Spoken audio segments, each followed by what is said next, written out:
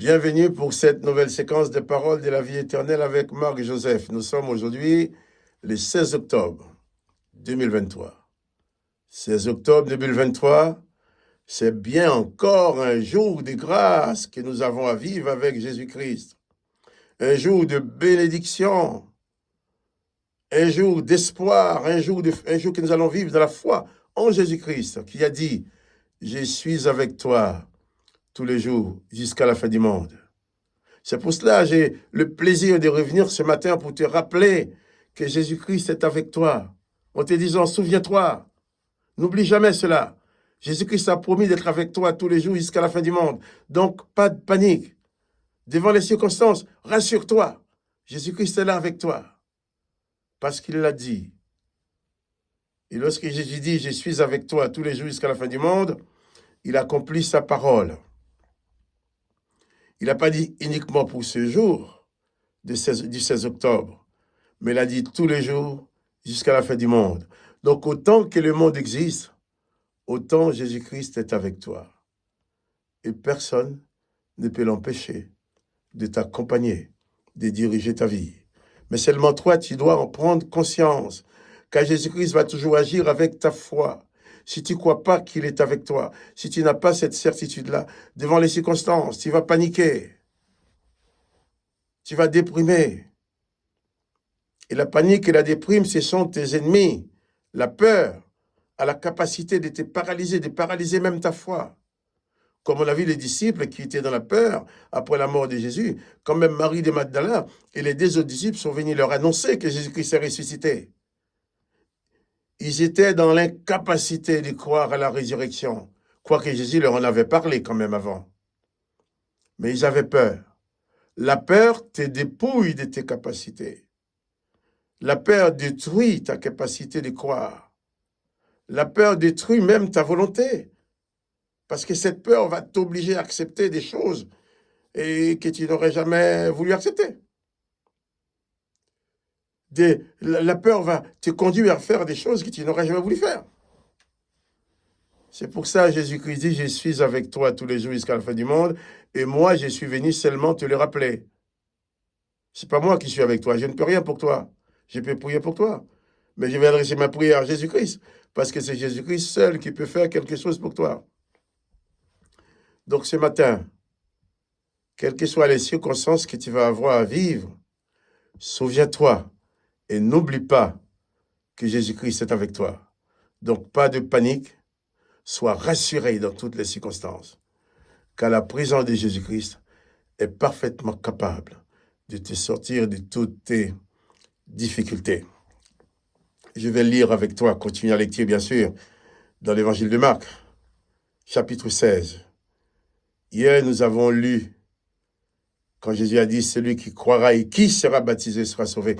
J'avais mis l'accent sur la nécessité du baptême. Et maintenant, nous allons lire à partir du verset 17. Et encore un verset qui est d'une extrême importance dans la vie du chrétien. Jésus dit ceci. Je prends à partir du verset 15. Puis il leur dit, allez, pas de par le monde, prêchez la bonne nouvelle à toute la création. Celui qui croira et qui sera baptisé sera sauvé, mais celui qui ne croira pas sera condamné. J'avais souligné que si Jésus avait dit nous sauver, c'est parce qu'on avait déjà été condamné. Donc celui qui ne croit pas, il n'est pas sauvé. Donc il reste dans sa condamnation, il est condamné.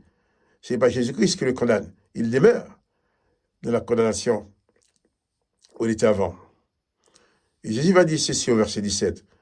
Voici les miracles qui accompagneront ceux qui auront cru. Un miracle, c'est quelque chose qui humainement anormal, humainement impossible qui s'accomplit. C'est un miracle. Jésus dit, voici les miracles qui accompagneront ceux qui auront cru. Il dit d'abord, premier miracle, en mon nom, au nom de Jésus, ils chasseront des démons. Je vais m'arrêter là. Il y a de quoi dire pour terminer l'émission. Jésus dit, parmi les miracles qui accompagneront ceux qui auront cru en lui, lorsque nous allons prêcher sa parole, il dit en son nom, ils chasseront des démons. Et je vais m'appuyer sur cela pour faire remarquer quelque chose. Jésus-Christ, qui donne aux hommes le pouvoir de chasser les démons, C'est vraiment un miracle, parce que ça n'a jamais existé en Israël. Avant la venue de Jésus, tout au moins, pour être encore plus clair, dans l'Ancien Testament, il n'existe aucun passage qui montre un homme ou une femme qui maîtrise un démon. Dans l'Ancien Testament, il n'existe aucun passage qui montre un homme ou une femme qui soit capable de chasser un démon. Pourquoi? Parce que l'Éternel n'a jamais donné ses pouvoirs aux hommes. L'Éternel n'a jamais, dans l'Ancien Testament, n'a jamais donné aux hommes le pouvoir de chasser les démons. Par exemple, lorsque les démons envoyés par l'Éternel étaient sur Saül, David jouait la musique et Saül se calmait. Mais David n'avait aucun pouvoir sur le démon. Sa musique apaisait l'âme de Saül. Au point qu'à un certain moment, lorsque ces démons en avaient marre dans la tête de Saül d'entendre la musique de David, David était en train de jouer et Saül a pris sa lance et il l'a lancée pour tuer David. David a esquivé. Et il a dit prendre la fuite pour ne plus se présenter devant Saül. Donc David a fui devant le démon. David a fui devant le démon de l'Éternel qui était sur Saül. Mais lui vient dans ce monde. Il n'est pas venu pour confirmer le pouvoir que l'Éternel avait donné aux démons sur les hommes.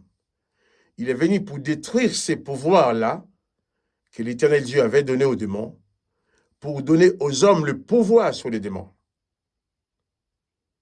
Tous les passages dans l'Ancien Testament qui parlent des démons et des mauvais esprits nous montrent des démons et des mauvais esprits qui exercent du pouvoir sur les humains, qui maltraitent les humains. Et dans le Nouveau Testament, tous les passages qui parlent des démons dans le Nouveau Testament nous montrent Jésus qui chasse les démons pour libérer les humains, ou qui donne aux humains pouvoir et autorité pour chasser les démons. Voilà pourquoi Jésus a placé ce énorme miracle en premier. Voici les miracles qui accompagneront ceux qui auront cru. En mon nom, ils chasseront les démons. En mon nom, ils chasseront. Au nom de Jésus, si tu crois en Jésus-Christ, au nom de Jésus, tu as la capacité de chasser les démons. Ne va pas chasser les démons au nom de l'Éternel. L'Éternel n'a jamais demandé aux hommes de chasser les démons. Et si tu prononces le nom de l'Éternel, le démon va dire, mais l'Éternel lui a donné le pouvoir sur les autres. Je ne vois pas pourquoi maintenant tu vas chasser au nom de l'Éternel. Tu vas être sur son terrain. Mais si tu prononces le nom de Jésus, les démons sauront que tu as le pouvoir sur eux. En mon nom, ils chasseront les démons. C'est le premier miracle que Jésus dit qui accompagneront ceux qui auront cru en lui. Dans le nom de Jésus, toi aussi, réalise, si Jésus-Christ habite ta vie, si tu es disciple de Jésus-Christ, au nom de Jésus-Christ, tu peux aussi chasser les démons. Mais tu n'as pas besoin de les prononcer dans l'Éternel pour chasser les démons. L'Éternel ne t'a pas donné ce pouvoir-là. L'Éternel n'a pas donné le pouvoir d'utiliser son nom pour chasser les démons. Mais Jésus-Christ dit en son nom, au nom de Jésus-Christ, tu peux chasser les démons, à condition que tu sois vraiment un disciple de Jésus-Christ. Mais quand tu prononces le nom de Jésus-Christ, les démons tremblent. Dans la synagogue de Nazareth, il y avait un démoniaque qui était toujours présent tous les jours du Shabbat, là, tous les samedis, à la synagogue. Il n'était jamais tourmenté, sauf lorsque Jésus est entré dans la synagogue. Les démons étaient tourmentés. Tu es le Saint de Dieu, tu es venu pour nous perdre. Ah, les démons ont compris que si Jésus-Christ est là, il est perdu. Le démon est perdu. Si Jésus-Christ est dans ta vie, aucun démon ne peut s'installer, ne peut s'y installer. Mais à condition que tu mets Jésus-Christ dans toute la place. Si tu divises ta vie en compartiments, il n'importe compartiment pour Jésus-Christ, compartiment pour d'autres esprits, non. Si ta vie est pleinement éclairée, pleinement occupée par Jésus-Christ, quand il arrive quelque part, c'est les démons qui auront peur. mais pas toi. Au nom de Jésus-Christ, tu as le pouvoir de chasser les démons. Mais aucun autre, l'Éternel n'a pas donné ces pouvoirs-là, cette autorité à l'homme. Mais Jésus-Christ te la donne. Donc, utilise ce pouvoir. Au nom de Jésus-Christ, tu peux chasser les démons. Et les démons sont obligés de se soumettre à toi parce que Jésus-Christ, le grand roi, t'a donné l'autorité. Que le nom de Jésus-Christ soit béni. Que le nom de Jésus-Christ soit béni. Que toi aussi, tu sois béni. Quant à moi, Marc-Joseph, je te dis, à bientôt pour une autre séquence des paroles de la vie éternelle. Mais souviens-toi, n'oublie pas, Jésus-Christ est avec toi tous les jours, quelles que soient les circonstances. Donc, pas de panique. Et n'oublie pas de mettre les petits coups de pouce pour dire que tu aimes si tu aimes l'émission. Sois béni. À demain pour une autre séquence des paroles de la vie éternelle.